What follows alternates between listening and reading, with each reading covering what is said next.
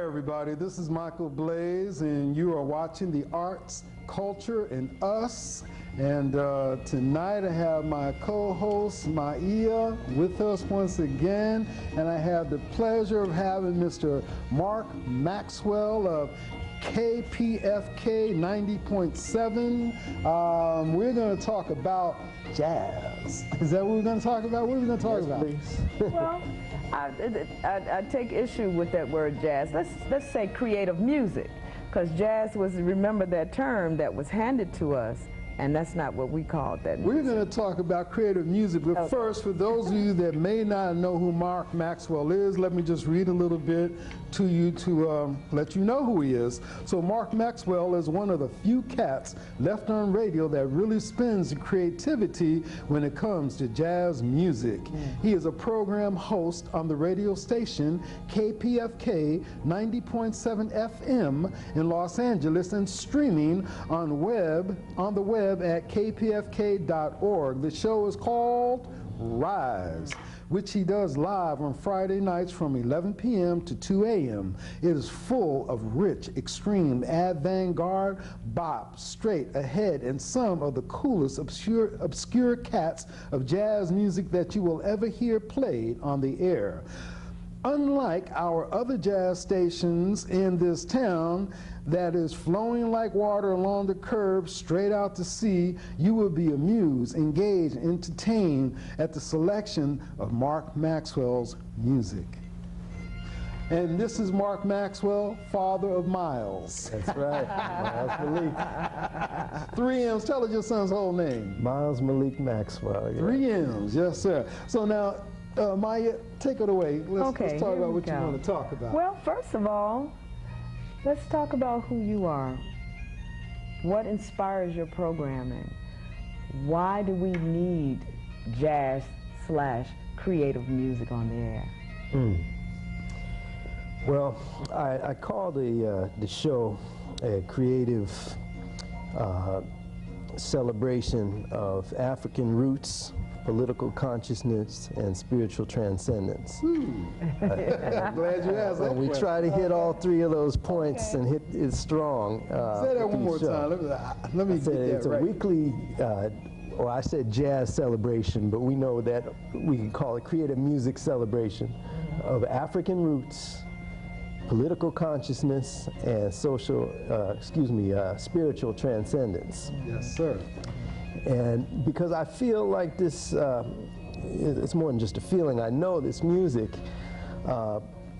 has so much in it beyond just entertainment. It is such strong purposes that the music kind of serves. It brings our history to us. There's so much coded into the music, you know, if you're tuned into it. And I noticed that when I listened to other radio, there was a lot of music that I'd been introduced to from seeing live shows or buying records and so forth that I just wasn't hearing on the radio, and I couldn't really understand why. So I thought to myself, well, if I ever get a chance to do something like a radio show, there's certain people I would definitely like to expose. Name some of those people. Name some of the people and why. Some of those obscure ones. Yeah, what is it about those particular musicians that sparked your interest? Well, people like, and this is, to me, in my world, this is not obscure at all, but people like Pharoah Sanders, Alice Coltrane, Sun Ra, Horace Tapscott, the Art Ensemble of Chicago, Henry Threadgill, we were just talking about. You know, there's so many of these wonderful, wonderful musicians. We're just talking about somebody who's up and rising. A lot of, you know, there's a buzz going around for Nicole Mitchell. That's right. Nicole Mitchell, she's a flautist. She actually was born in California, but she is actually, she's trailblazing in Chicago. She's a member of the AACM. I think she's vice president now, which is, that seat has not been held by other women. So she's doing, she's opening doors musically, but she's also broadening the history of black women in music. Yeah, which is / creative music / jazz. Yeah, and this is a real beautiful thing. I'm very inspired by the AACM. That's the Association for the Advancement of Creative Musicians. It's a collective that started in the mid-60s, 65? 1965. Right. Four guys. That's, let me see if I can roll call. Phil Caron, Malachi Favors, Muhal Richard Abrams. No, we mentioned Malachi in our last show. He passed away. Yeah. No, this is a different one. This is Malachi. Yeah. Malachi Favors is gone. Rest his soul in libation. And we also had Jody Christian. And those guys got together one spring day. They had a need to express themselves outside of what was called the standards. And there was a movement going on with the youth at that time, with people such as Miles Davis, and you know, they were all young cats and in their late 20s and 30s. They wanted to expand outside of those parameters that was just considered jazz, and started exploring other modal concepts, other cultures, and adding the musics or the world music as it's called today inside of those foundational, traditional chord changes that you find in American music. And now here we've got 40 years later, Douglas Ewart, who is the chairman of the AACM, known internationally. A lot of the things that they do encourage not just the music, but the individual creative force. I mean, they would do whole concerts for 2 hours, going through several different instruments. And I say they, I should say us, because I'm a member of the AACM myself, but the whole concept of creating music, letting what is right now come forward is what it's all about. It's not just confined to that out here, for instance. Well, I'm glad you asked that question. There you go. It's funny. That's why I got this job. Oh, okay.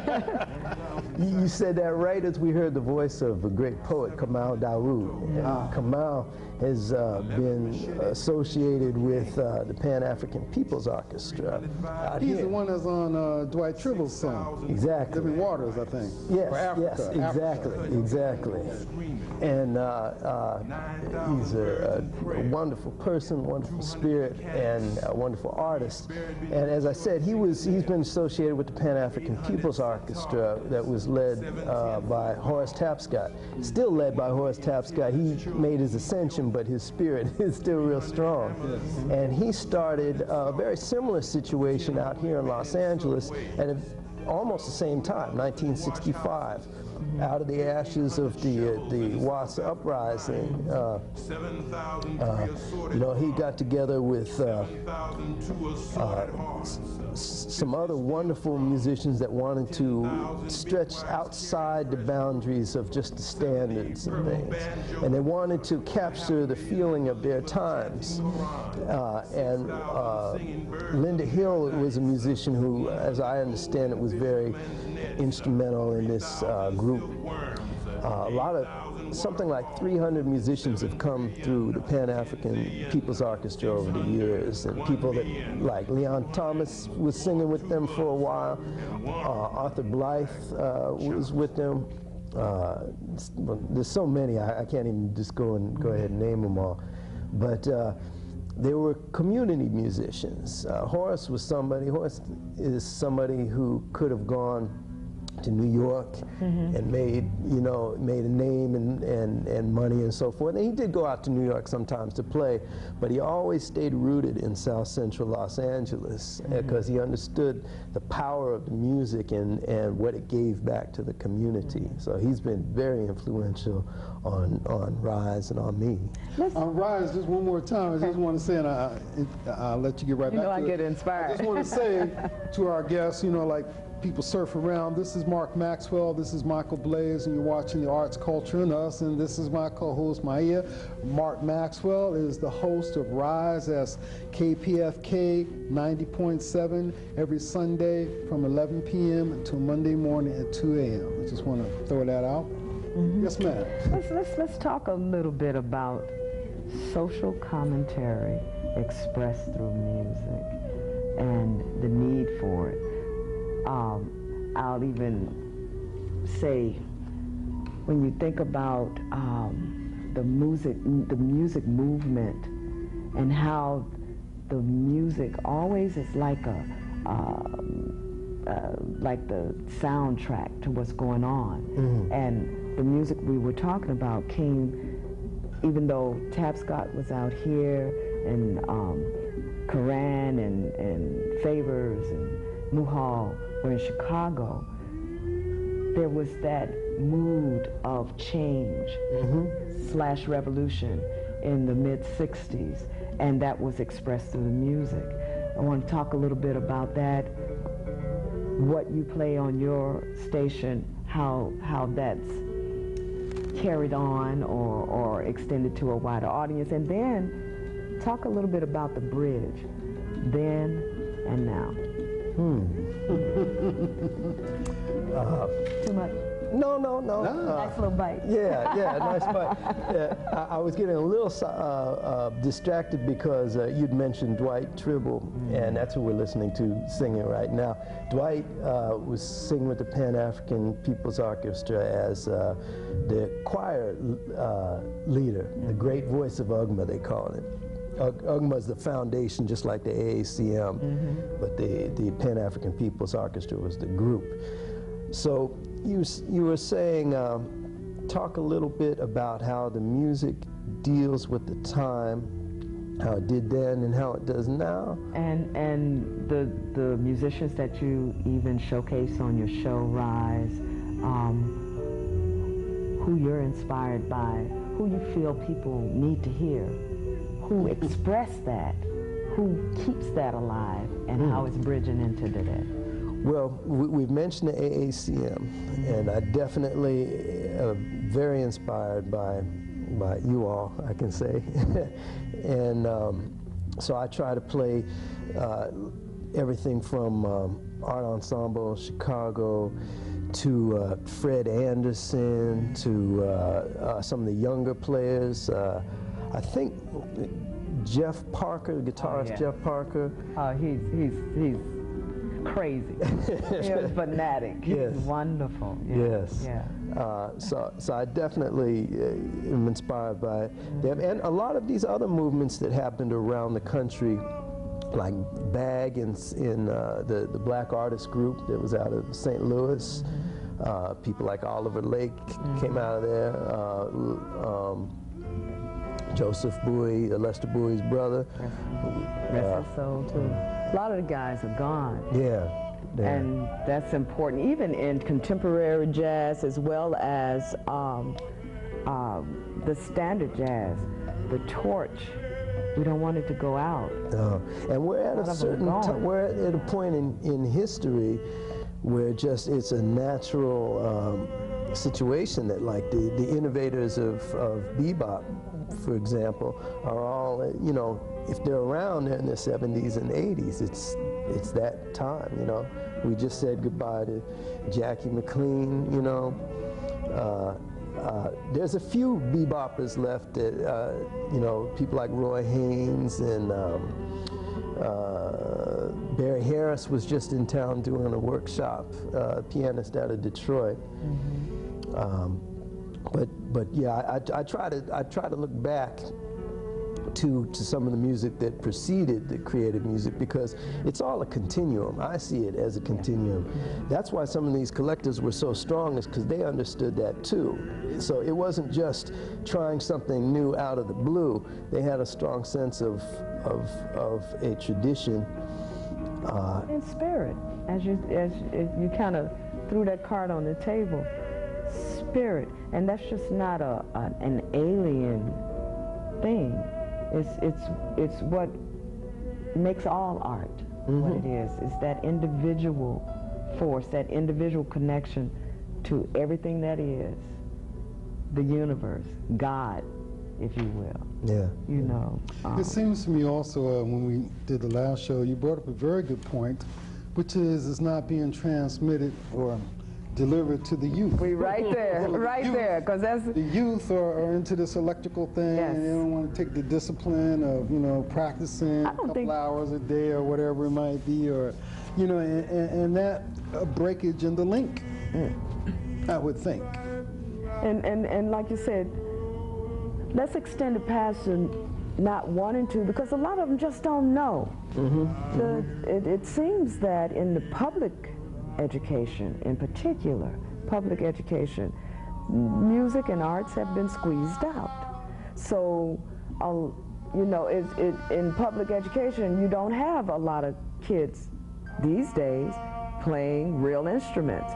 And over the last 15, say 20 years is rare. But now all of a sudden, even hip hop, you got Beyonce, she's got real horns now, and Jay-Z and P. Diddy and all the other Diddies and Iddies are going into horns. So they can afford them now too. Yeah, but what about this music? They're not that what they're doing is classified as bad or whatever. You know, music is for the soul, and all music is good, just like hair to me. You know, but you know, just this whole thing about education and music. If you could. Yeah, well, you know, we were speaking for a minute earlier. I'm was born at a certain place in time where I was fortunate enough to remember when there was a lot of music in the schools and in public schools. I grew up with that. But while I was in school, we also saw the Reagan Revolution, which tried to destroy every public program, whether it was music or the mental health institutions or whatever. We saw homelessness rise up in a dramatic way. You know, when I was in high school, junior high school, and high school, I remember when most kids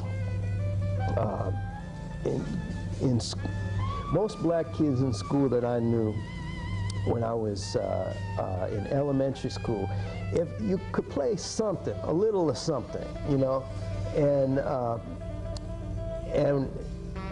then later on, by the time I graduated, I was meeting kids that had never seen a saxophone before, never seen a trumpet, you know, like.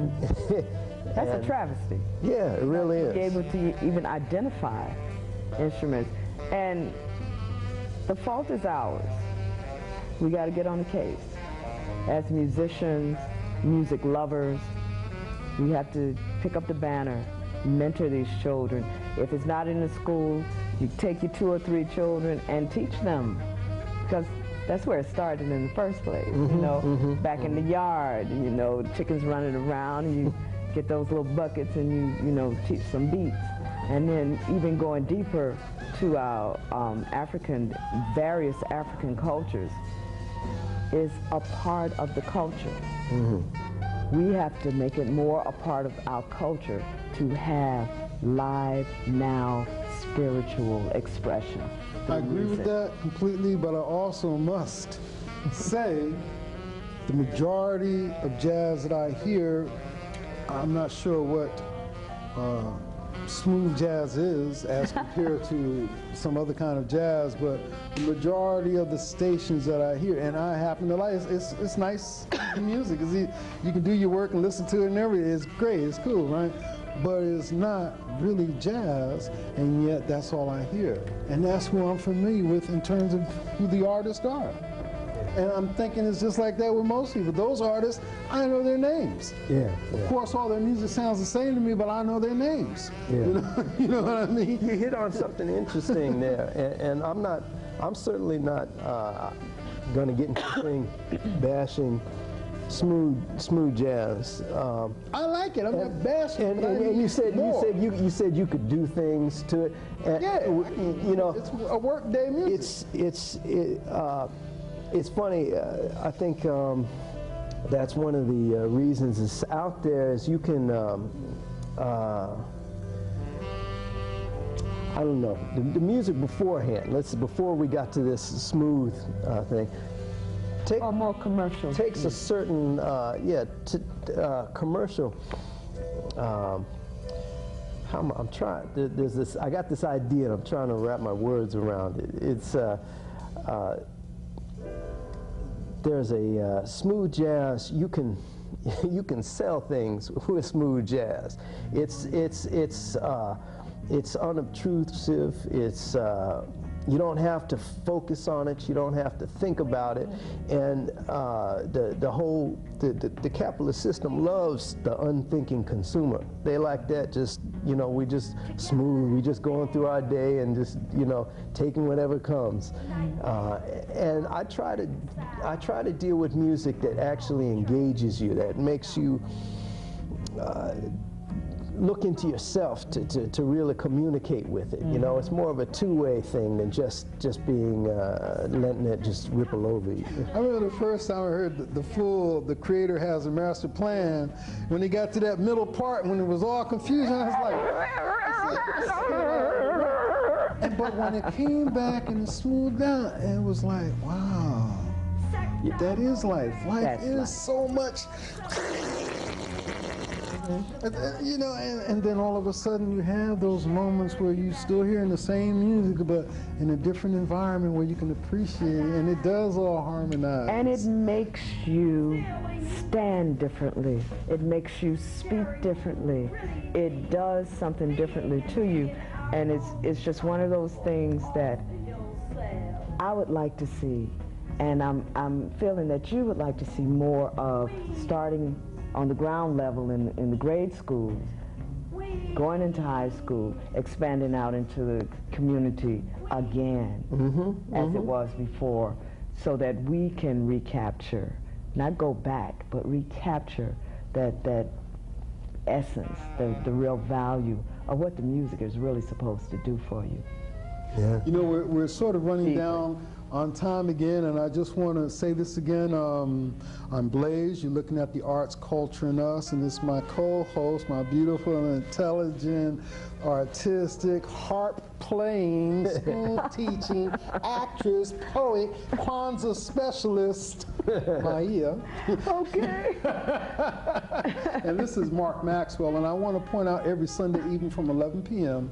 until into Monday morning at 2 a.m. you can catch Mark Maxwell on Rise, KPFK 90.7 FM Los Angeles, 98.7 FM Santa Barbara. And of course, a little more, just real quickly on KPFK. Is such a great station. What, I got 1 minute left. Tell us a little bit more about that great station that you work for. It's what allows me to deal with this music. I don't have a playlist dictated to me. I don't have any kind of editorial dictate. And because we're not trying to please any sponsors, except, well, the one sponsor we're trying to please is the listener, because we're completely listener sponsored, you know, and so it's the people's choice that we're trying to do. People's choice, KPFK. Once again, that's Sunday at 11 p.m. every Sunday, live. I heard a magnificent interview last week. Who was the sister you were? Oh, Carmen Lundy. Carmen Lundy. Beautiful vocalist, they do magnificent interviews and so on. So I think we're just about at the end of our time here.